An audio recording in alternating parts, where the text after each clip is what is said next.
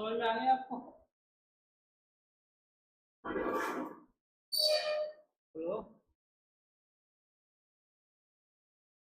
चलिए फिर आज का एक छोटा सा टारगेट कंप्लीट कर लेते हैं। क्वेश्चन नंबर 39 और ज्यादा नहीं करेंगे। क्वेश्चन नंबर 39 और उसके साथ अपन लोग रिवॉल्यूशन का एक छोटा सा पार्ट, इंट्रोडक्शन बस। क्वेश्चन नंबर 39 में आई है असीन शेयर द पार्टनर, रेशियो कितना है? 1/5। कितना है? और भैया गुडविल की कैपिटल कितनी ला रहा है? तो कल हमने इतना तो सीख ही लिया था आई थिंक कि अपने को ये पता लग जाए कोई भी व्यक्ति जब कैपिटल ला रहा है तो उसके बेसिस हम एस्टिमेटेड टोटल कैपिटल वैल्यूशन निकाल देते हैं। कैसे निकालेंगे साहब? New partner capital multiply reciprocal of his share.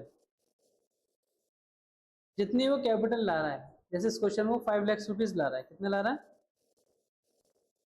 How much amount is 5 lakh rupees into कितने शेयर के लिए आ रहा है? 1/5। तो रेसिप्रोकल मतलब उल्टा हो जाएगा शेयर का, 5/1। This is 25 lakh rupees. यहाँ तो कोई दिक्कत मिस्टर, क्या नाम है आपका? सार्थक, है ना? एक्चुअल कैपिटल निकालने के लिए आपको तीनों की कैपिटल ऐड करनी पड़ेगी, बट तीनों की कैपिटल निकालने के लिए मुझे अभी दोनों की कैपिटल पता होनी चाहिए। इस क्वेश्चन में मुझे ये बता रखा है कि टोटल एसेट्स जो हैं वो 15 लाख हैं। कितने? बट एक बात बताओ, अकाउंटिंग इक्वेशन आपने पढ़ी होगी, बैलेंस शीट आपने देखी होगी, टोटल एसेट अगर 15 लाख है तो टोटल लायबिलिटीज तो 15 लाख रहेंगी, क्योंकि दोनों साइड बराबर होती है। टोटल लायबिलिटीज किस चीज का सम होता है? Capital plus reserves plus other liabilities, इन तीनों को मिला के टोटल लायबिलिटीज कहते हैं।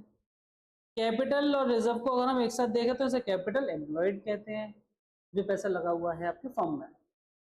अदर लायबिलिटीज इस क्वेश्चन में अगर 5 लाख रुपए हैं और इन सबका सम 15 लाख रुपए है, तो 15 में से 5 लेस करूंगा तो 10 लाख रुपए की मेरी कैपिटल एम्प्लॉयड पता लग जाएगी ये सब लोगों को।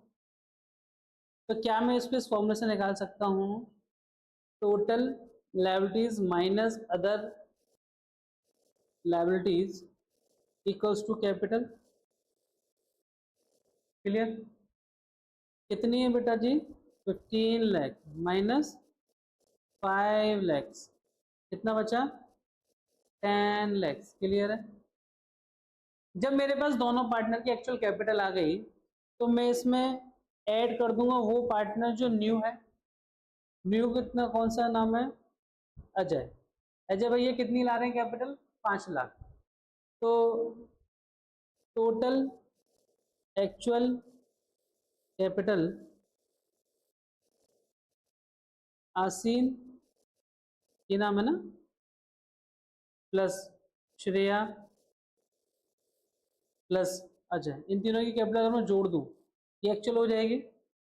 आसीन और श्रेया की तो मैंने इक्वेशन से निकाल ली एक साथ 10 लाख रुपीज। कितने? अजय की कितनी बेटा? 5 लाख। टोटल कितनी हो गई बेटा जी? 15 लाख रुपए। कितनी हो गई? क्यों शोभित? संभव? टोटल 15। हिडन गुडविल निकाल लेते हैं। Estimated capital minus actual capital, हालांकि आप एस्टिमेटेड कैपिटल मत लिखिएगा, आप उसकी इसको लिख सकते हैं, टोटल वैल्यूशन लिख सकते हैं, या कैपिटलाइजेशन ऑफ कैपिटल लिख सकते हैं, या total value of on the basis of new partners capital लिख सकते हैं। ठीक है जी? बट मैं शॉर्ट में ये लिख देता हूँ तो थोड़ा मेरा जगह और टाइम बच जाता है। तो 25 लाख में से अगर आप इसे माइनस कर दें 15 लाख, ये हो जाता है 10 लाख। कितना हो जाता है बेटा? कितना हो जाता है? क्या ये 10 लाख हिडन गुडविल है कि नहीं? अच्छा, अगला बंदा कितने रुपए की गुडविल लेके आ रहा है ये तो मुझे नहीं पता, लेकिन अगर हिडन गुडविल 10 लाख रुपए की है तो उस भैया का शेयर इसमें 150 तो होगा, तो 2 लाख रुपए की इसको गुडविल लानी चाहिए थी। तो इसका जो करंट अकाउंट ओपन होगा वो 2 लाख रुपए से होगा। Is that clear? आप चाहो तो इसे नोट कर सकते हो पूरे। कैलकुलेशन पढ़ लिया, किस किस का हो गया, बाकी जो लोग रह गए वो कर लें, उनका ध्यान पढ़ाई पे है नहीं। जी भाई, ठीक है।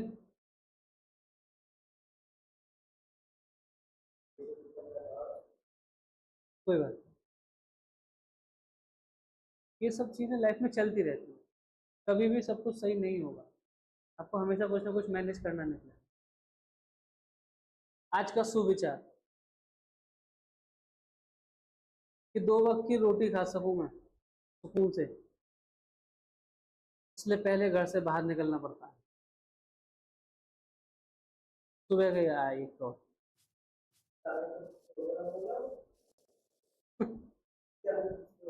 नींद नहीं है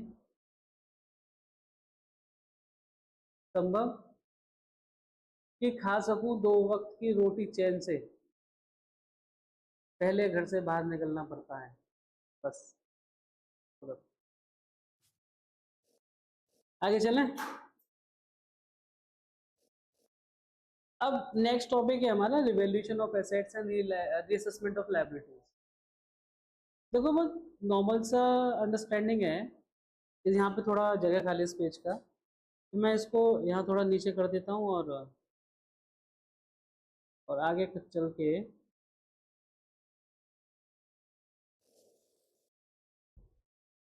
खत्म कर देता हूँ उसको। तो एक्चुअल में क्वेश्चन क्या कहता है, Arun and Vijay the partner, ratio कितना है 3:2। ओ सॉरी, मुझे क्वेश्चन तो कराना ही नहीं है, टॉपिक कराना है। रिवैल्यूएशन क्या कराना है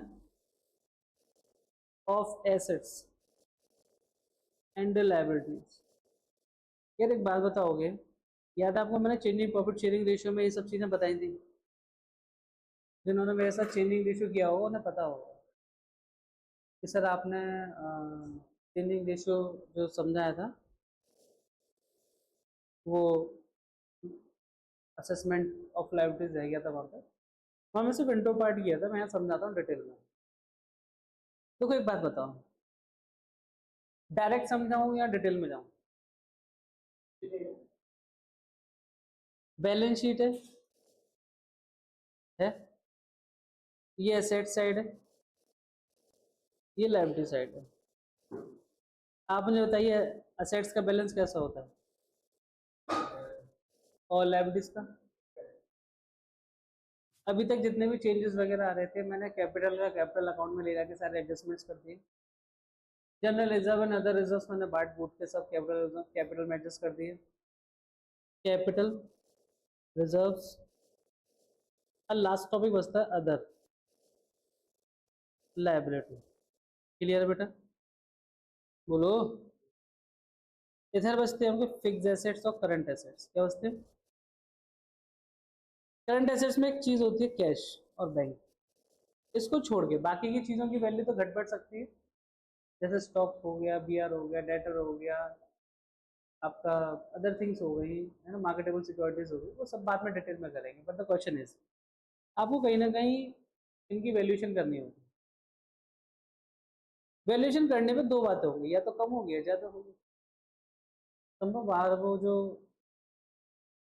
जहाँ से भी पानी लेके आए हो उसको स्विच ऑफ कर दिया हो, साइड में बटन।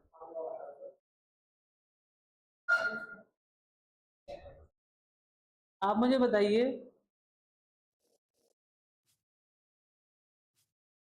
कि अगर फिक्स एसेट्स की वैल्यू बढ़ रही है, मान के चलिए लैंड एंड बिल्डिंग, ये 1 लाख रुपए से 1,20,000 के हो गए,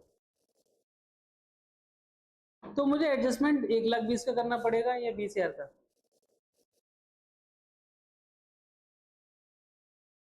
जो चेंजेस आएंगे उनका करना होगा। आई रिपीट, जो चेंजेस आएंगे उनका एडजस्टमेंट करना होगा। सर मैंने हाँ बेटे जी, फिर मैं लिखेंगे कैसे? सर देखो, अगर मैं आपको रटाने की कोशिश करूं, जो कि मैं करूंगा अभी, तो मैं ये बोलता हूं कि आप एक एंट्री याद कर लो। क्या सर? रिवैल्यूएशन ऑफ एसेट, तो revaluation account debit to assets, यहाँ जनरल एंट्री में एसेट आपके क्रेडिट हुए हैं, क्या हुआ है, तो यहाँ नरेशन क्या जाएगा, being assets valuation decrease, phone रख दो बेटा संभव, कोई बात नहीं। सेकंड, इसी का उल्टा होगा, asset account debit to revaluation account, clear. ये इसको उल्टा है, यहाँ आपकी वैल्यूएशन ज्यादा हो रही है, बीइंग एसेट्स वैल्यू इंक्रीज, मैं शॉर्ट में INCR लिख दिया है, क्लियर बेटा, बोलो।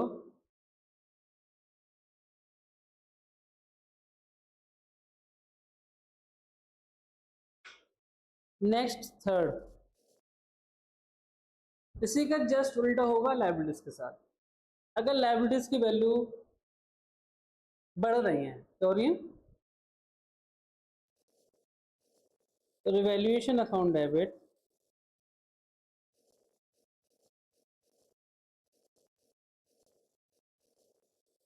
To liabilities,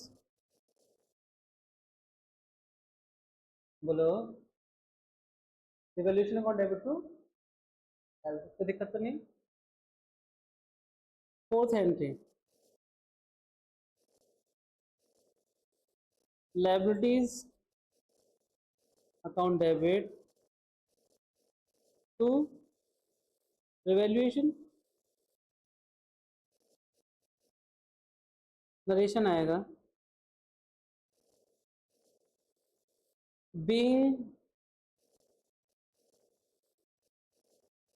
being liability value decrease, और यहाँ आएगी being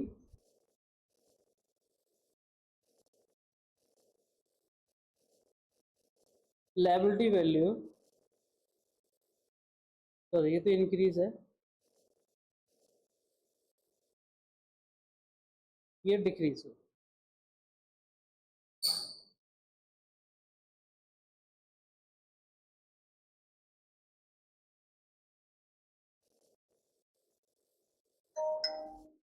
क्लियर, बोलो बेटा,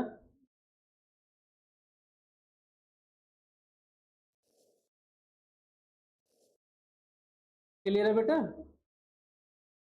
आप अभी जरा इन एंट्रीज को नोट करो, फिर मैं इनको रिवॉल्यूशन अकाउंट में बना के दिखाता हूँ, क्वेश्चन कल करेंगे।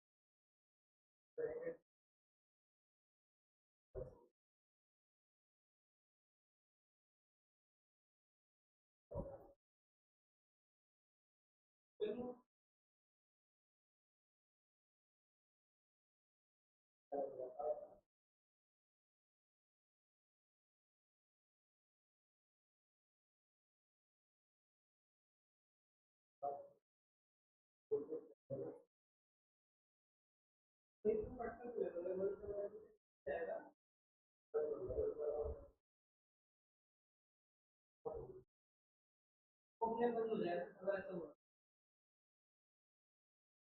ऑटोमेटिक है जी। बातचीत तो वही लोग बड़े।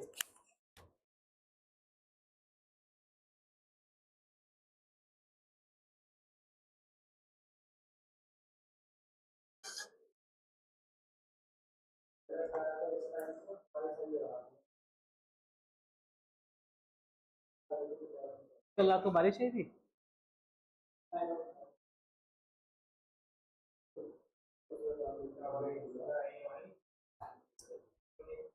देखो, अब इसी के साथ मैं एंड टू एंड बता देता हूँ, रिवॉल्यूशन अकाउंट है ना, बता दूं।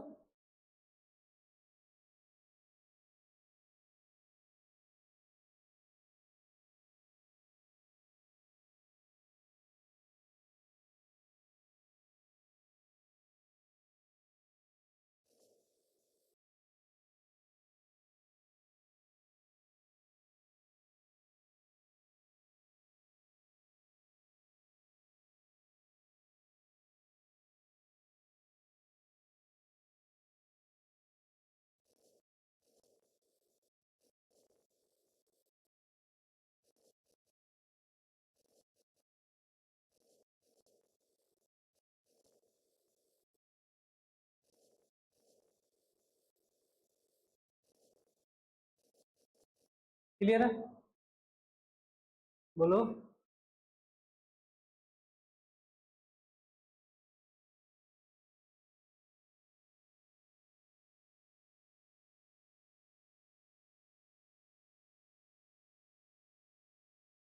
चलिए सर, पहली एंट्री क्या थी बेटा, revaluation account debit to assets, revaluation account debit to assets. Clear. ये कब होगा, जब एसेट डिक्रीज हो रहे होंगे, क्या हो रहे होंगे, तो फिर बेटा एसेट इंक्रीज हो रहे होंगे तो अपोजिट साइड बाय एसेट्स। ये कब होगी, जब एसेट इंक्रीज हो रहे होंगे। इनका उल्टा, अगर यहाँ पे एसेट डिक्रीज हो रहे हैं तो लायबिलिटी इंक्रीज हो रही होंगी, बोलो। यहाँ पे अगर एसेट इंक्रीज हो रहे हैं तो लायबिलिटी डिक्रीज हो रही होंगी बाय लायबिलिटी। दोनों साइड का टोटल करेंगे आप लोग, बताइए, करिएगा। दोनों साइड का टोटल करने के बाद क्या होगा बेटा, टोटल लिखिएगा, जो टोटल बड़ा है उसमें से छोटा वाला माइनस करिएगा। अगर डिफरेंस यहाँ पर बचता है तो आप उसको लिख देंगे लॉस ऑन रिवैल्यूएशन, क्या लिखेंगे, और यहाँ पे है तो प्रॉफिट ऑन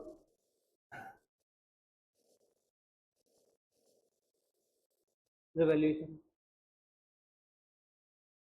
बताओ, कोई दिक्कत तो नहीं है, इसको भी नोट कर लो एज इट इज।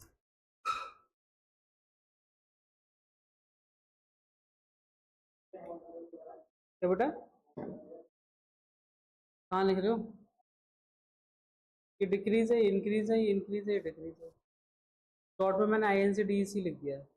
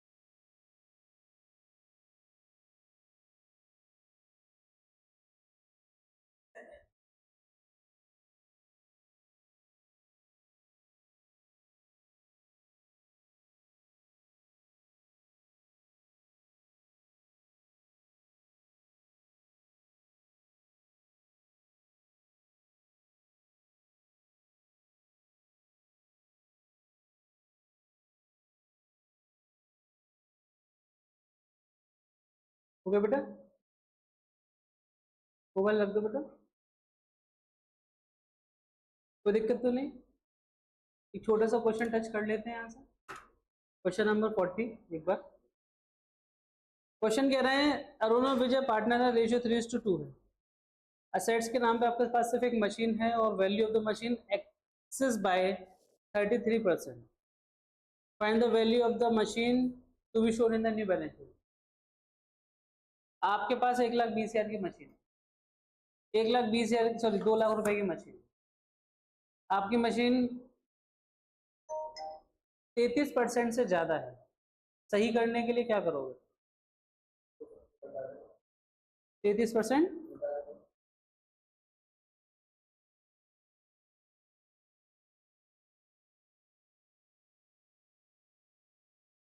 तो 33% से आप घटा दोगे, डायरेक्ट माइनस कर दोगे, पहले वैल्यूएशन निकालोगे?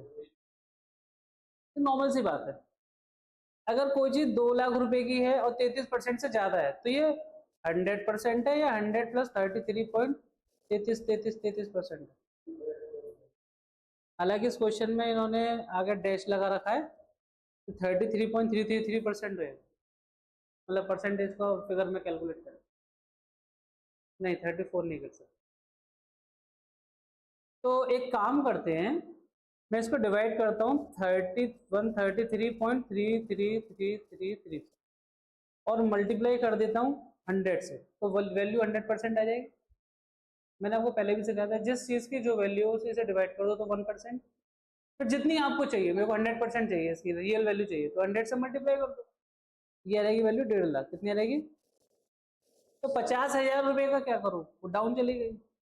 जनरल पूछेगा तो आप लिखेंगे revaluation to plant and machinery 50,000, और अगर अकाउंट बनाओगे तो लिखोगे रिवैल्यूएशन का डेबिट टू असेट्स 50,000। क्लियर? और न्यू बैलेंस शीट में जो मशीन की वैल्यू जाएगी वो जाएगी 1.5 लाख रुपए, क्या जाएगी? तो आज मैं यहीं छोड़ देता हूँ, बाकी सब बच्चों के साथ कल करेंगे, ठीक है? नए क्वेश्चंस नए तरीके से कल मिलते हैं आपसे। मैं सुमित कश्यप लूंगा आपसे विदा, आपसे फिर मुलाकात होगी कल एक नई ऊर्जा नई कर्म के साथ। तब तक अपना ख्याल रखें, टेक केयर, गुड बाय, जय हिंद, जय भारत, राधे राधे, धन्यवाद, मान्यवाद।